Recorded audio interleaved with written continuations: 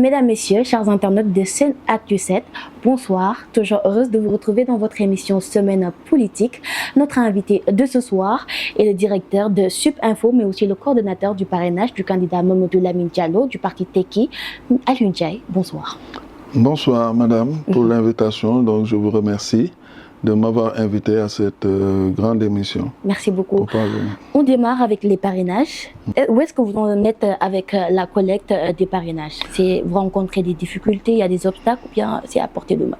Bon, pour les parrainages, ça va. Je suis le président du comité national du parrainage pour le candidat Mamadou Lamine Diallo.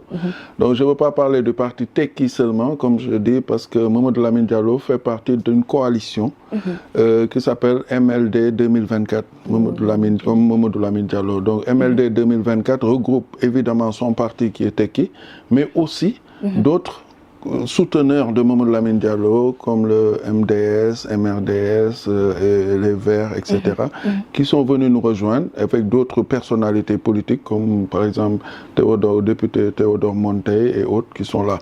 Donc c'est tout cet ensemble-là qui soutient la candidature. Donc pour le parrainage, moi, ça se passe bien, parce que le parrainage, en fait, se passe dans tout le Sénégal. Nous avons 14 régions, donc partout nous avons des représentants régionaux. Ensuite, il y a des représentants départementaux, communaux aussi. Et les parrainages donc remontent au jour le jour, au niveau du siège du parti, où nous récoltons ces parrainages et les enregistrons. Justement, avec cette diversité politique, comment le parti compte rassembler un large soutien populaire? Oui, c'est vrai que c'est pas, on dira que c'est pas sérieux la manière de faire le parrainage, parce que je pense qu'on a plusieurs manières qu'on aurait pu utiliser avec la technologie qu'on a aujourd'hui en 2023 de faire des parrainages de manière beaucoup plus professionnelle. Parce que ça, juste enregistrer des nombres pour certains candidats, on pourrait même le faire à distance, et que les parrainages entrent automatiquement dans son compte et dès qu'il a atteint le nombre, le candidat est parrainé. C'est ça qu'on devrait faire de manière beaucoup plus professionnelle. Mais le fait de lancer tout le monde dans ce parrainage, tout Sénégalais peut être candidat, évidemment. Il faut avoir 35 ans, il faut être éligible, etc. Et donc, à ce moment-là, on se retrouve avec près de 300 quand même candidats. Je pense que ce n'est pas sérieux pour une démocratie. Ça tue la démocratie aussi. Quelle est la particularité de Tekki entre les autres partis dans cette mouvance actuellement? Oui, Tekki est un parti d'opposition. Donc, comme j'ai dit, nous sommes dans l'opposition. Nous avons d'excellentes relations aussi avec l'ensemble des partis d'opposition. On sait que l'opposition est dans plusieurs coalitions, parce que Tekki a participé aussi à des coalitions d'opposition. Parce que pour les élections législatives passées, en 2022, Tekki était dans Wallou, par exemple. Donc, ça veut dire qu'il y avait Yéwi, il y avait Wallou aussi qui était dans l'opposition. Donc, Mamadou Lamine Diallo est passé député, d'ailleurs vice-président de l'Assemblée nationale. Et donc, nous avons d'excellentes relations. Et récemment, d'ailleurs, il y a eu une coalition de l'opposition, des chefs de partis d'opposition qui se sont réunis pour former l'alliance FIT. La transparence des élections. Exactement. Et Tekki en fait partie. Donc, la coalition MLD 2024 en fait partie. Très bien. Pour la coalition, votre leader, Mamadou Lamine Diallo, qui prône toujours la bonne gouvernance, qui on voit tout le temps en alliance avec PDS, si l'on se rappelle des écarts de ce régime. Est-ce que ça va de pair? Oui, en fait, comme je dis, Tekki est un parti autonome. C'est un parti politique légalement constitué qui mène ses activités, et très bien d'ailleurs. Donc, quand il y a certaines élections, on sait qu'actuellement, il y a beaucoup d'alliances. Donc, en 2022, on était en alliance avec le PDS aussi, aux élections législatives, comme je disais tout à l'heure. C'est ce qui a amené la coalition Wallou, où les grands qui étaient là-bas, c'était plus le PDS et Tekki qui est venu soutenir. Mais pour ces élections-là, à venir, Tekki n'est pas en alliance, ce n'est pas Walou, en fait, qui est avec Mamadou Lamine Diallo. Donc là, le candidat Mamadou Lamine Diallo est venu se présenter. On sait que le PDS a son candidat aussi. Donc, nous ne sommes pas actuellement en alliance et donc nous avons d'autres alliés aussi avec qui nous travaillons. Donc, toujours en restant dans les principes de l'opposition et en continuant sur les valeurs que Tekki veut prôner. Connu pour son ancienneté, le parti Tekki, on voit qu'il a du mal à s'imposer sur la scène politique. C'est quoi exactement le véritable problème? Bon, vous savez, Tekki est un parti, il y a beaucoup d'intellectuels, des gens vraiment qui ont des valeurs, qui croient en certaines valeurs démocratiques, avec vraiment une doctrine qui repose sur des principes de partage, de savoir, de l'avoir et tout ça. Et on a ce qui a amené peut-être les gens. C'est vrai qu'au Sénégal, malheureusement, on a une manière de faire la politique qui repose vraiment sur des considérations qui n'ont rien à voir avec une vraie démocratie. Et donc, Tekki n'entre pas dans ce jeu-là. Donc, ça fait que peut-être que c'est ce qui amène, comme vous dites, manque un peu de massification. Je dis un peu parce que ce que moi je constate depuis l'année dernière, par exemple, que Tekki est en train d'avoir une autre dimension par rapport à avant. Là, la massification commence à se faire. Ça prend vraiment beaucoup d'ampleur. On a dans toutes les régions, dans la diaspora, vraiment, et on commence plus à communiquer de plus en plus avec les médias et ça fonctionne. Donc, je crois qu'on est sur la bonne direction aussi pour continuer à faire grandir le parti, évidemment. Mamadou Lamine Diallo qui a expliqué récemment combien c'est dangereux pour un chef d'État d'avoir tous les pouvoirs. Comment comptez-vous remédier à ça une fois au pouvoir? Oui, c'est-à-dire, lui, ça c'est le discours qu'il tient tous les jours, parce qu'il dit que le problème des partis en Afrique, ou des présidents en Afrique de manière générale, et qui pose problème, c'est que le président a tous les pouvoirs. Exactement. Il fait ce qu'il veut. Donc, un président doit être justiciable. C'est surtout ça qu'on doit avoir. Et donc, pour rendre il dit que donc, lui, il va se l'appliquer lui-même. Donc, là, dès qu'on va l'élire, le président va être justiciable.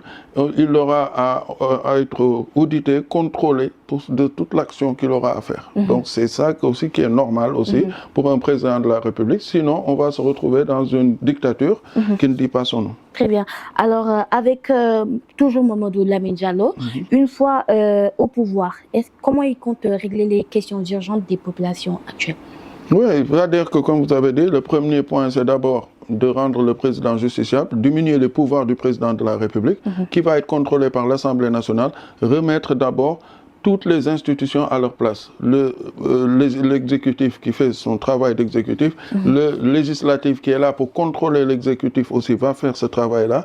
Et évidemment, la justice aussi fera son travail au lieu d'emprisonner à tout va. Maintenant, au-delà de cela, maintenant, il y a les priorités des Sénégalais. Exactement. On sait qu'aujourd'hui, il y a un problème d'emploi criard qui se pose dans ce pays, de formation aussi. Ensuite, il y a le coût de la vie au Sénégal qui est extrêmement élevé. Il y a ces difficultés-là et qui amènent vraiment aujourd'hui ce que nous voyons. Là, beaucoup de jeunes sont en train de partir soit par la mer vers l'Espagne, soit au Nicaragua, etc. Donc, on est vraiment, c'est une débandade qu'on est en train de constater dans le pays et ça, ce n'est pas possible. Donc, la solution, c'est quoi? C'est d'industrialiser le pays. Parce que c'est ce qui nous manque aussi. Tout est concentré à Dakar. Dakar est surpeuplé aujourd'hui est saturé et donc il faut créer des zones industrielles dans des regroupements, je dirais, de régions. Parce que je ne vais pas dire chaque région, mais il y a des zones où on a, par exemple, des mines dans le Kédougou et autres, où on peut, par exemple, aujourd'hui implanter plus d'industries minières qui vont attirer aussi de l'emploi. Donc, parce que c'est ça aussi qui fera qu'on se développe. Parce qu'on n'a pas d'industrie. Les industries qu'on avait dans les années 60-70, ces industries ont toutes disparu. Aujourd'hui, il n'y a pratiquement plus d'industrie réellement au Sénégal, à part peut-être ICS Phosphate. Et donc, le Sénégal regorge énormément de minerais, de phosphate. Et en plus, il y a les ressources gazières et pétrolières aussi qui arrivent. Donc, tout cela fera que forcément, on doit industrialiser le pays. Et c'est ça qui pourra nous donner des emplois. Sinon, ce qu'on a, ce n'est pas des emplois. On est en train aussi d'ouvrir des marchés plutôt à des entreprises étrangères qui viennent s'installer ouvrir des parts de marché supplémentaires et embaucher évidemment sur place quelques personnes, mais ce qu'ils embauchent, on ne peut pas appeler ça de l'emploi. À vous entendre, il y a toujours l'espoir quand vous parlez de Tekki pour ces jeunes qui aujourd'hui sont désœuvrés, qui sont désespérés, qui les poussent aujourd'hui à emprunter les voies maritimes ou terrestres, mais quand même de façon dangereuse. Donc, c'est toujours à croire le mouvement Tekki. Exactement, c'est-à-dire que nous, ce qu'on demande, et ce que moi je demande vraiment aux jeunes Sénégalais, de croire en eux-mêmes et d'arrêter déjà cette tragédie. C'est-à-dire d'aller à la mer et penser que bon, il faut quitter ce pays coûte que coûte. Parce que j'ai vu le recensement, le dernier recensement où maintenant le Sénégal a 18 millions d'habitants. Mais ce que m'a le plus frappé, en fait, c'est que sur les 18 millions que j'ai vus, la moitié ont moins de 20 ans.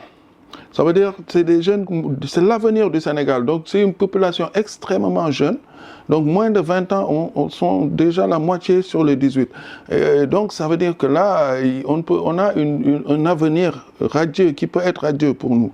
Et donc il faut faire en sorte que ces jeunes, on leur rende confiance, qu'ils aient confiance en leur pays, qu'ils aient confiance en leur capacité et de penser qu'eux, ils peuvent apporter quelque chose pour leur pays plutôt que de partir. Donc c'est clair. Maintenant, il faut des vraies politiques que le gouvernement va mettre en place et qui poussera les jeunes à travailler.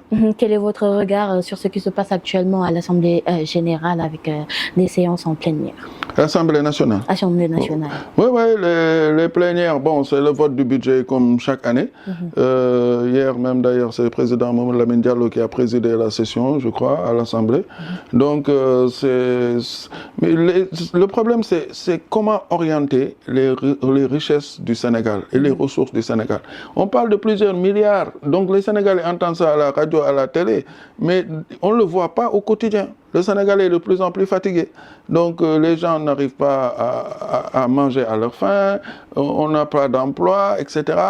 On va à la mer et pourtant tous les jours on augmente les budgets, on pense des milliards. Il faut réorienter cela. C'est quoi exactement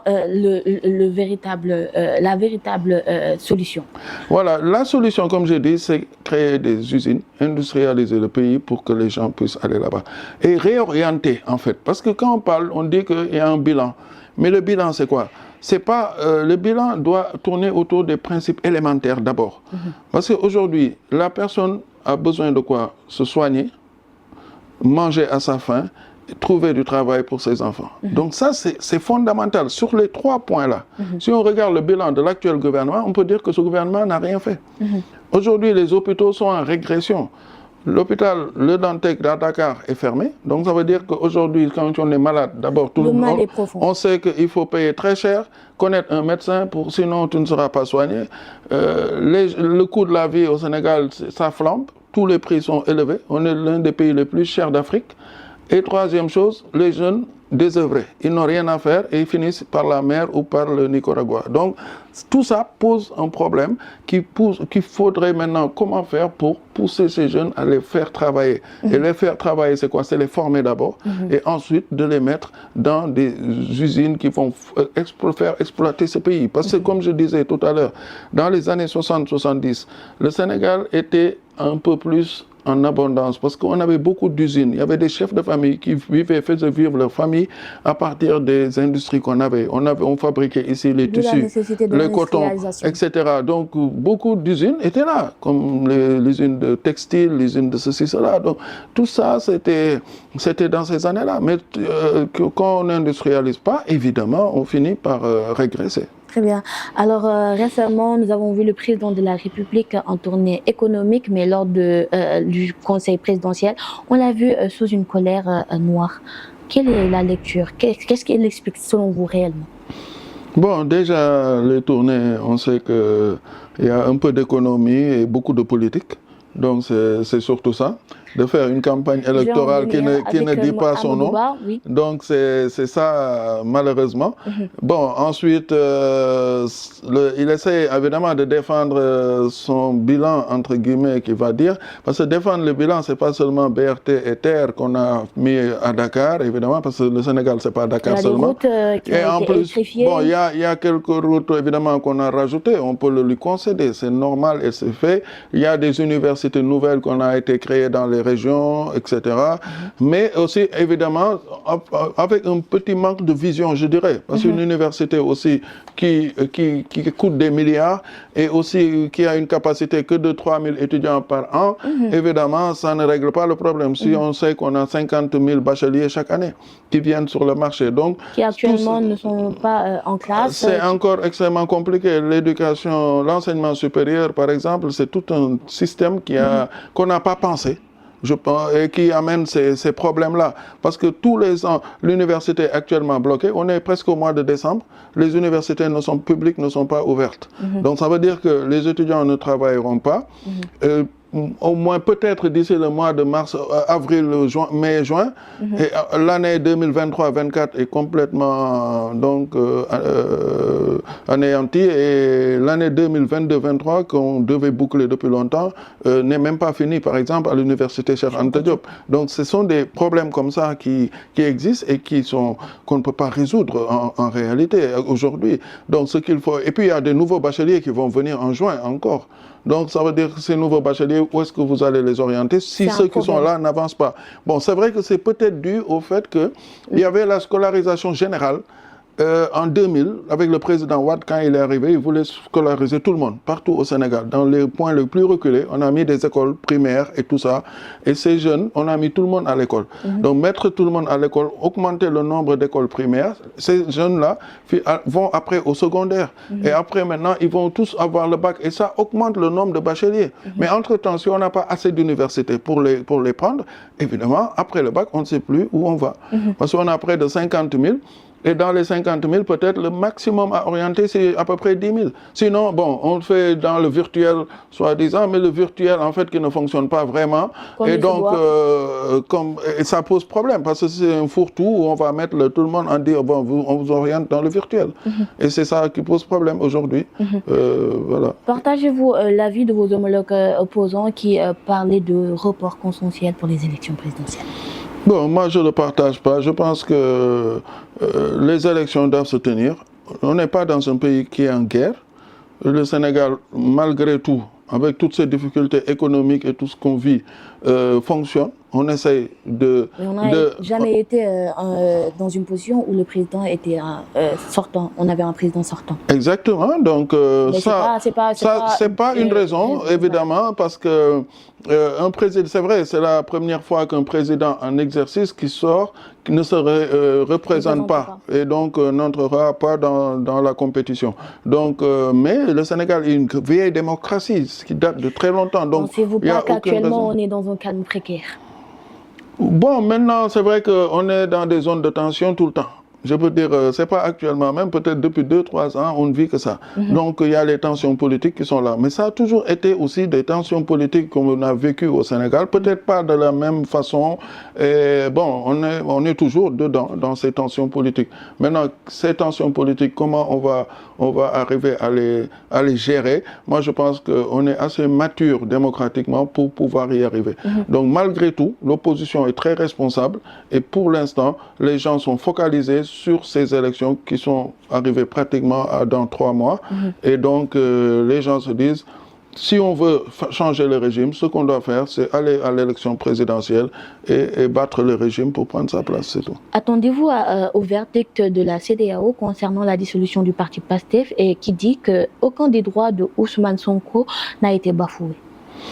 Bon, la CEDEAO, on connaît ces décisions qui sont très contestées et qui posent tout le temps des problèmes parce que, bon, finalement, ils finissent après par reculer, par exemple. Donc, je pense qu'une institution comme la CEDEAO devait être au-dessus de beaucoup de considérations politiques et ce qui donnerait plus de crédibilité parce qu'elle a fini même par ne pas être crédible. On a vu ce qui s'est passé au Niger, par exemple, récemment, avec, parce que la CEDEAO condamne la CEDEAO finit par prendre des décisions qui sont impopulaires et la moitié des États de la CEDEAO disent que finalement on ne les respecte pas. Et donc dans ce cas, on se retrouve dans des situations très compliquées. Donc ce qui est arrivé au Niger aussi est tout le temps contesté dans d'autres décisions que prendre. Et ça a fini par décrédibiliser même cette CEDEAO. Exactement. Alors le Front pour l'inclusivité et la transparence des élections, actuellement, quels sont les résultats ou bien le travail abattu pour pouvoir faire en sorte qu'il y ait des élections, comme vous dites, transparentes? Voilà, ce front, en fait, c'est ça son but. Il a été mis en place par des leaders politiques connus et qui ont mis en place ce front pour bien surveiller les élections. Donc c'est tout à fait normal de le mettre à 3-4 mois des élections. Et maintenant, ce front a pour but maintenant de coordonner les différentes actions, même si dans le front, évidemment, on a plusieurs candidats qui sont ensemble. Et ces candidats-là disent qu'on va aller ensemble pour surveiller ces élections et amener en fait un changement dans le pays ensemble.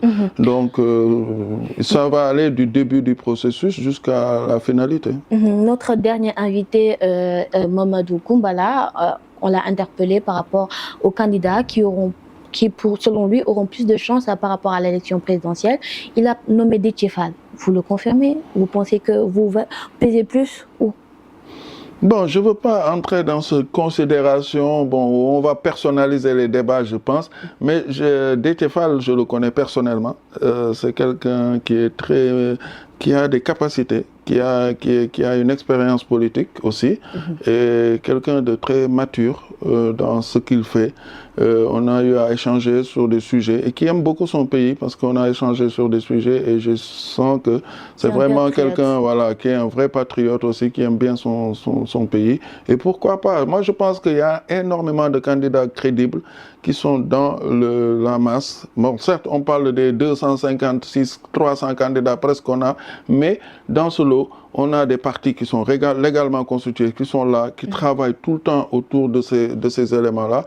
Donc, parmi ces gens-là, il y a vraiment des grands candidats qui ont les capacités, aussi bien au Sénégal qu'à l'étranger, d'être présents. Ça peut être Déthié Fall, ça peut être mon candidat, évidemment, parce que je suis là pour ça et je suis convaincu que lui, il a les capacités aussi d'être très bon, Mamadou Lamine Diallo, qu'on connaît sur le parcours académique, qu'on connaît sur l'expérience politique au Sénégal et aussi à l'étranger. C'est important parce que le Sénégal a toujours été un pays ouvert, un pays qui est orienté sur l'Afrique, qui est orienté sur le monde. D'ailleurs, je viens d'une réunion où on était en train de discuter avec des amis africains qui sont venus nous rencontrer pour discuter. Donc, il a une ouverture sur le continent, une ouverture sur le monde. Et donc, régulièrement, on parle du Sénégal, mais on parle d'Afrique parce qu'il ne faut pas oublier qu'il était à l'Union africaine, comme directeur de cabinet d'Alpha Oumar Konaré, président de l'Union africaine. Très bien. Alors, c'était un plaisir de vous recevoir dans notre plateau. Je vous laisse pour votre dernier mot adressé à nos internautes. Voilà, donc chers internautes, je vous remercie et je remercie aussi Sen Actu 7, voilà, excusez-moi, et donc de cette invitation via mon ami et vraiment ma nièce Lala qui m'a invité ici et donc que je remercie aussi beaucoup. Et donc l'émission s'est bien passée. J'espère aussi que vraiment qu'au moment on va vers une échéance très importante pour le pays, pour le Sénégal. Et donc je vous demande de faire le bon choix. Et pour moi le bon choix c'est Mamadou Lamine Diallo de la coalition MLD 2024 du parti Tekki. Donc n'oubliez pas de le parrainer et aussi de voter pour lui. Merci.